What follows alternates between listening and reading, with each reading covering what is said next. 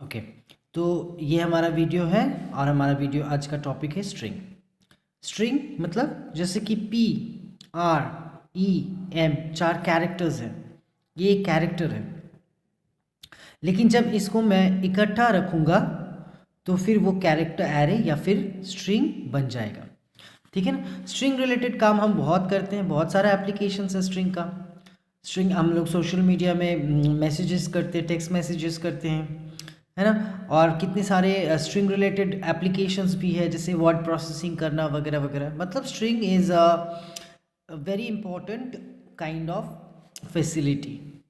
तो string related programmes भी हमें करना आना चाहिए। तो सी लैंग्वेज में स्ट्रिंग कैसे हैंडल किया जाता है, उसके रिलेटेड फंक्शंस क्या है, कुछ एग्जांपल्स ये हम आगे के वीडियो में करने वाले हैं।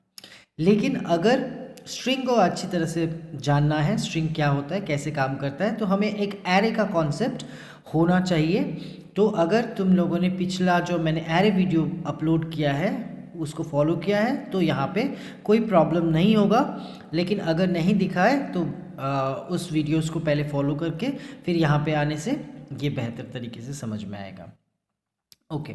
सो जब हम कहते हैं कि कैर एस, इसका मतलब क्या है, एक वेरिएबल हमने क्रिएट किया है एस। जैसे हम लोगों ने आगे के वीडियोस में इंटीजर एन या टी एस कुछ भी कर सकते हैं। तो वो होता क्या है, एक मेमोरी दिया जाता है जिसका सपोज नाम हम एन पुकारते हैं, और वहाँ पे जो डेटा तुम रख पाओगे वो किस टाइप का होता है, वो इंटीजर टाइप का होता है। तो उसी तरह से अगर हम कैरेक्टर रखना चाहते हैं, जैसे कि मुझे सिर्फ पी रखना है, तो एस बोल के एक मेमोरी प्लेस होगा 1 बाइट। अगर टर्बो में कर रहे हैं तो 1 बाइट का वो जगह वहाँ पे डेटा रख सकते हो, जैसे कि इस पी। लेकिन अगर तुम्हें फ्रेम रखना है कि P R E M 4 characters, तो वो तुमसे एक सिंगल बॉक्स में नहीं होगा। उसके लिए हमें क्या करना पड़ेगा, हमको चाहिए कैर फिर एस यहाँ पे 5, ठीक है। और फिर जाके तुम इसको वहाँ पे रख सकते हो। That is S equal to तुम्हारा ओके। तो ये जो अगर तुम इस तरह से इनिशियलाइज कर रहे हो तो जहाँ पे डिक्लेयर करोगे उसी लाइन पे तुम्हें ये बोलना पड़ेगा, पहले डिक्लेयर फिर इनिशियलाइज नहीं करना है, वो जहाँ डिक्लेयर करो वहीं पे। और बाहर से अगर इनपुट लोगे तो अलग बात है। अच्छा, बात ये है कि अगर मैंने 4 कैरेक्टर्स रखा है मैंने, तो मैंने 5 बॉक्सेस क्यों किए हमारा। तो ये एरे का साइज़ जो है, ये जो कैरेक्टर एरे है वहाँ पे कितने बॉक्सेस क्रिएट किए, जैसे कि मैंने एरे में भी कहा था इंडेक्सिंग कहाँ से शुरू होता है, 0 से। 0 1 2 3 4। तो पी आर ई एम यहाँ पे तो रह गया, लेकिन लास्ट में वहाँ पे तुम्हें एक \0 दैट इज जिसको हम नल कैरेक्टर कहते हैं। तो नल क्या होता है एक्चुअली, ये इस तरह का सोचो, एक फुल स्टॉप की तरह है जो तुम्हारे स्ट्रिंग के एंड में लग जाता है। इससे क्या फ़ायदा होता है, जैसे कि सपोज यहाँ पे कैरेक्टर एस इक्वल टू 5 नहीं 50 था, तो ये जो तुम्हारा एरे बना है जहाँ पे तुम्हें स्ट्रिंग रखना है वो 0 से लेके कहाँ तक होगा, 49 तक होगा, है ना। तो तुमने रखा कितना है, पी आर ई एम, तो तुमने तो सिर्फ 4 कैरेक्टर्स, आई मीन 4 कैरेक्टर्स रखे हैं, जबकि वहाँ टोटल 50 बॉक्सेस थे, इतने सारे थे, लेकिन तुमने बहुत कम वैल्यू रखा है। तो यहाँ पे क्या होगा, वो नल बिठा दिया जाएगा एज अ फुल स्टॉप, बाकी सब में भी नल बैठ जाएगा। ये करने के लिए कि कोई भी दूसरा फंक्शन जो है वो बेकार में पूरा का पूरा एरे ना ढूंढने लग जाए। तो इस तरह से नल से हमें ये पता लगता है कि हमारा जो स्ट्रिंग है वो ख़त्म हो चुका है, आगे बढ़ने की ज़रूरत नहीं, आगे कुछ भी नहीं है। समझ में आ रहा है। तो नल क्यों देते हैं हम लोग, नल इसीलिए देते हैं ताकि हमारा एक फुल स्टॉप जैसा बात हो जाए कि अच्छा हमारा स्ट्रिंग इतना तक ही है, आगे फॉलो करने की ज़रूरत नहीं है। ओके। तो फिर क्या यहाँ 50 ना हो के 4 होता तो क्या नहीं रख सकते थे, बिल्कुल रख सकते थे हम। तो नल बिठाने का जगह वहाँ पे नहीं होता। तो क्या प्रॉब्लम क्या है, प्रॉब्लम ये है कि स्ट्रिंग रिलेटेड जितने भी इनबिल्ट फंक्शंस हैं उन फंक्शंस को तुम इन पे इस्तेमाल नहीं कर पाते, क्योंकि उन सारे फंक्शंस में नल का कोडिंग किया हुआ है, वो नल ढूंढेगा, और तुम्हारे इसमें तो नल नहीं मिलेगा, तो वो फंक्शंस इस पे काम नहीं करेंगे। Okay okay. तो अब हम आ जाते हैं कि हम जो रीड करेंगे, जो स्ट्रिंग बाहर से इनपुट दिया जाएगा, उस स्ट्रिंग को जो रीड करेंगे उसके लिए क्या क्या फंक्शंस इस्तेमाल कर सकते हैं। जैसे मैंने कहा कैरेक्टर एरे बनाया, कैरेक्टर str नाम का एरे बनाया, साइज़ देना ज़रूरी है, जैसे मैंने एरे वाले वीडियो में भी बताया था। तो अगर तुम्हें जैसे कि बहुत लेंदी स्टूडेंट्स के भी नाम होते हैं कुछ, लेकिन ऐसा तो नहीं होता जनरली ये 100 कैरेक्टर्स क्रॉस कर जाए, तो उसमें 100 ले लो, साइज़ क्या फ़र्क पड़ता है। थोड़ा वेस्टेज होता है पता है, लेकिन ये एरे का ये प्रॉब्लम भी है, साइज़ बताना पड़ता है। एनीवेज, तो हमें 3 तरीके से हम ले सकते हैं, और भी तरीका है, मैं 3 जो पॉपुलर है वो बता रहा हूँ। स्कैनएफ से हम करते हुए आए हैं। स्कैनएफ से हम लोग इंटीजर कैसे लेते थे, स्कैनएफ, फिर हम कहते थे अंदर में कि %d %n। तो उसी तरह से स्ट्रिंग भी तुम्हें लेना है, इस बार %d की जगह %s लिखना है टू रिप्रेजेंट अ स्ट्रिंग, ठीक है ना। लेकिन यहाँ जो फ़र्क है वो क्या है कि यहाँ पे %n लिखा है हमने, लेकिन स्ट्रिंग में वो नहीं होता, एम्परसेंट नहीं देना पड़ता, ठीक है। अच्छा, ये क्यों नहीं देना पड़ता, वो अगर पॉइंटर चैप्टर हम करेंगे तब बताएंगे कि क्यों नहीं देना पड़ता। एनीवेज, नेक्स्ट वाला जो है, इसमें प्रॉब्लम क्या है कि अगर तुम कोई भी स्ट्रिंग देते हो और वहाँ पे तुमने स्पेस डाल दिया तो वो टर्मिनेट हो जाएगा, दैट मीन्स वो उतना ही रीड करता है। तुम्हें अगर कहना है कि सपोज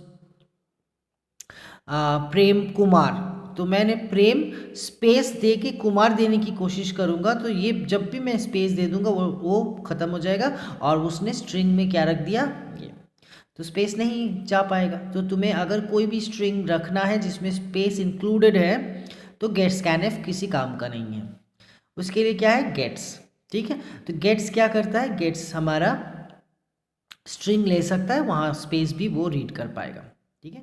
तो ये बंद कैसे होता है, जब तुम न्यू लाइन मतलब एंटर मारोगे तब ये बंद हो जाता है, ठीक है।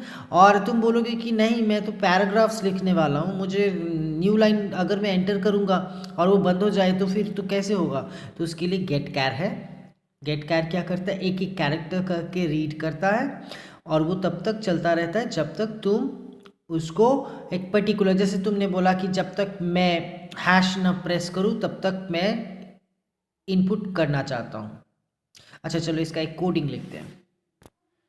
ओके, तो जैसे मैंने कहा इसमें प्रॉब्लम क्या है, इसमें प्रॉब्लम ये स्पेस नहीं लेता, इसमें प्रॉब्लम क्या है, ये न्यू लाइन नहीं लेता, इसमें ये सारे प्रॉब्लम्स चले जाएंगे, लेकिन यहाँ पे तुम्हें एक एक करके कैरेक्टर रीड करना पड़ेगा। तो इसीलिए मैंने देखो एक वेरिएबल बनाया कैरेक्टर, ये एरे नहीं है, कैरेक्टर है। और दूसरा मैंने एक उसी के बगल में मैंने बना लिया सपोज st स्ट्रिंग 100 या 1000 जो भी बोलो। तो दो, एक है सिंगल कैरेक्टर्स रखने के लिए, और एक जो है वो है हमारा कैरेक्टर एरे है। तो कैरेक्टर एरे में तुम बहुत सारे ये रख सकते हो। तो पहले शुरुआत कैसे किया, बोला एक कैरेक्टर दो, सपोज तुम ऐसा हेलो हाउ आर यू इस तरह से तुम प्रिंट करना चाहते हो, नेक्स्ट लाइन करके पैराग्राफ। तो तुम पहले क्या दे रहे हो, h दे रहे हो, तो लिया, और मैंने वाइल लूप चला दिया कि जब तक मैं ना बोलूँ, मतलब मैंने डिसाइड किया किस बात पे हमें इसे रोकना है। तो मैंने बोला हैश दोगे तो रुक जाएगा, तो जब तक तुम मैसेज टाइप करते रहोगे वो एक एक कैरेक्टर्स को रीड करता रहेगा।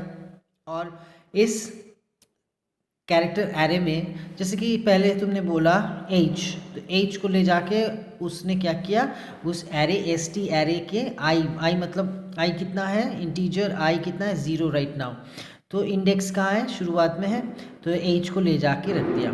फिर i प्लस प्लस i1 होगा, ई रखेगा, एल रखेगा, इस तरह से तुम एक एक करके कैरेक्टर प्रेस कर रहे हो कीबोर्ड से, वो उठा रहा है और रख दे रहा है एरे में, ठीक है। और जब तुमने मैसेज के एंड में हैश प्रेस किया तब वो और फिर से नहीं चल पाएगा और ये लूप रुकेगा, ठीक है। तो I hope you got the input related functions क्या क्या है। अब आउटपुट करने के लिए प्रिंटएफ तो है ही, प्रिंटएफ %s से हम प्रिंट करते हैं, पुट्स से भी प्रिंट कर सकते हैं, और पुट कैर से भी हम। तो अगर ये गेटिंग कैसे ले रहे हैं वो फंक्शंस अगर तुम समझ रहे हो तो फिर प्रिंट कैसे करेंगे, ठीक है। ये इनपुट के लिए या आउटपुट के लिए बात सेम ही है, ठीक। अच्छा, अब हम लोग कुछ छोटे छोटे फंक्शंस जो कि स्ट्रिंग रिलेटेड है वो जल्दी से जान लेते क्या होता है। अच्छा, अभी तक जितने फंक्शंस हमने की, गेट्स कैर, ये सब इनपुट आउटपुट रिलेटेड है ना, तो वो stdio वाले जो हेडर फाइल है उसी में काम चल जाएगा। लेकिन ये कुछ स्पेशल फंक्शंस हैं जो स्ट्रिंग रिलेटेड काम करते हैं, तो ये जो है ये मिलेगा हमें हेडर फाइल string.h के अंदर। तो अगर इनको इस्तेमाल कर रहे हो तो याद रखना है कि हम हैश इंक्लूड stdio.h जैसे इंक्लूड करते हैं, तो हमें string.h भी उस प्रोग्राम में इंक्लूड करना पड़ेगा जहाँ इन फंक्शंस। वैसे तो बहुत सारे फंक्शंस हैं, लेकिन मैंने कुछ चूज़ किया है तुम लोग के लिए जो इम्पोर्टेंट, जो इस्तेमाल होते हैं प्रोग्रामिंग में बहुत ज़्यादा। सबसे पहले स्ट्रिंग लेंथ, ठीक है। स्ट्रिंग लेंथ जैसे कि सपोज राजेश, तो फिर राजेश के लिए स्ट्रिंग लेंथ कितना होगा, वो क्या लौटाएगा, 6 लौटाएगा, ठीक है। याद रखना है हमारा जो इंडेक्सिंग शुरू होता है 0 1 2 3 4 5, ठीक है। तो वहाँ पे जब वो नल बोला ना, यहाँ पे 50 कैरेक्टर का रखने का एरे है, लेकिन रखे हो तुम सिर्फ 6, तो यहाँ से क्या है, नल है ना। तो जब वो पहला नल एनकाउंटर करता है उसी का इंडेक्स नंबर वो लौटाता है, तो हमें लगता है कि उसने काउंट किया है कि कितने कैरेक्टर्स है। तो जो भी हो, स्ट्रिंग लेंथ क्या करता है, नंबर ऑफ कैरेक्टर्स काउंट करके तुम्हें बताता है। याद रखना है यहाँ पे स्पेस भी एक कैरेक्टर है, ठीक है।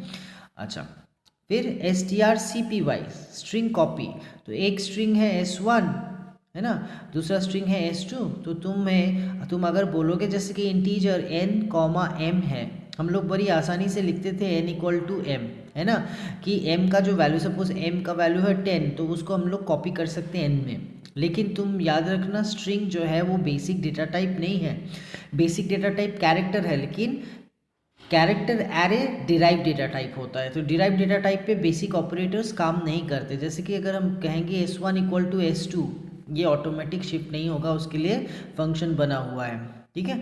तो स्ट्रिंग कॉपी करते हैं एक स्ट्रिंग से दूसरे। String cat, that is string concatenation.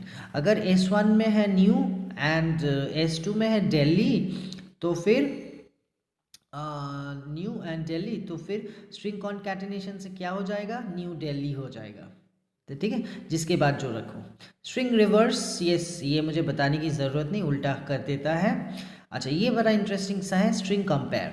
तो स्ट्रिंग कंपेयर क्या होता है कि दो स्ट्रिंग को कंपेयर करके बताया जाता है, आर दी इक्वल और नॉट। पहला स्ट्रिंग छोटा है ग्रेटर है, छोटा एंड ग्रेटर का मतलब क्या है कि लाइक सपोज अमित, हाँ, और अजय, तो फिर अल्फ़ाबेटिकली अगर मैं सजाऊं तो फिर क्या होता है, कौन आगे रहेगा कौन बाद में।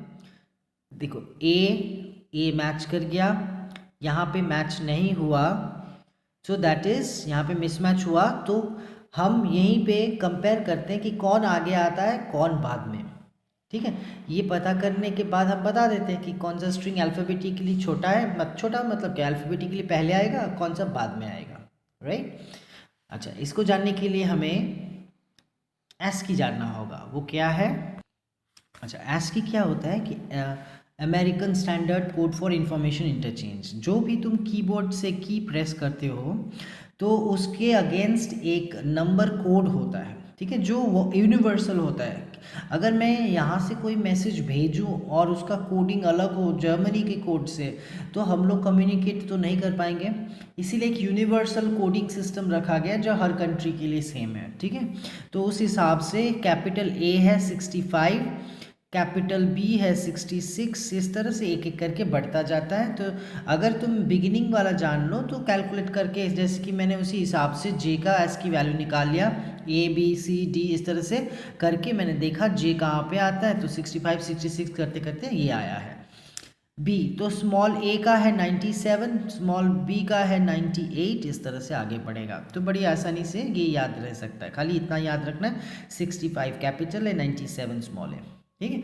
तो एक्चुअली स्ट्रिंग कंपैरिजन काम कैसे करता है कि वो पहले तो मैच फाउंड हो गया तो उसको इग्नोर करके नेक्स्ट वाले में चला जाता है। जो पहला कैरेक्टर मिसमैच होता है तो उसको फिर डिफरेंस निकाला जाता है। देखो m का ASCII और इसका माइनस किया जाता है, तो कितना आएगा, पॉजिटिव आएगा ना, 77 माइनस 74, तो 3 आएगा। तो फिर पॉजिटिव अगर आया तो अल्फ़ाबेटिकली नीचे वाला छोटा है, ऊपर वाला ग्रेटर है। अगर मैंने अजय अमित ना करके पहले अजय और बाद में अमित रखा होता तो फिर क्या होता है, ए मैच हो गया, J और M अलग है, तो यहाँ पे याद रखना है, यहाँ पे 74, यहाँ 77, माइनस करेंगे तो नेगेटिव आएगा, -3 आएगा। तो नेगेटिव, अगर स्ट्रिंग कंपेयर नेगेटिव नंबर लौटाता है, इसका मतलब है कि पहला अल्फ़ाबेटिकली छोटा है, दूसरा ग्रेटर है। और अगर मैंने अजय एंड अजय ऐसे कंपेयर करवाया तो अल्फ़ाबेटिकली सॉरी ASCII कोड मिल गए, सब 0 आया है। तो अगर स्ट्रिंग कंपेयर, फिर से स्ट्रिंग कंपेयर फंक्शन क्या करता है, एक नंबर लौटाता है। या तो 0 लौटाएगा तो मतलब दोनों स्ट्रिंग इक्वल है, या तो पॉजिटिव नंबर लौटाएगा, पॉजिटिव नंबर तो इसका मतलब पहला स्ट्रिंग अल्फ़ाबेटिकली बाद में आना चाहिए, दूसरा पहले। और अगर नेगेटिव लौटाता है तो समझ गए, ठीक है। तो ये था स्ट्रिंग एंड उसके रिलेटेड कुछ फंक्शंस। तो अगले वीडियो में हम लोग छोटे छोटे कुछ प्रोग्राम्स करेंगे। Thank you.